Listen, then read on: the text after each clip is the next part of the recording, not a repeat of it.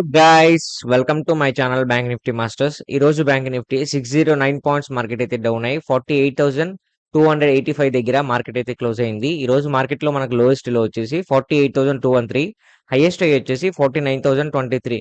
ఈ రోజు మార్కెట్ అయితే ఆల్మోస్ట్ ఆల్ ఒక 800 పాయింట్స్ వరకు మార్కెట్ మూమెంటం అయితే జరిగింది. సో మనం ఏ విధంగా ఎంట్రీ ఇచ్చాము, మన ట్రేడ్ సెటప్ వర్కౌట్ అయిందా లేదా చెప్తాను చూడండి.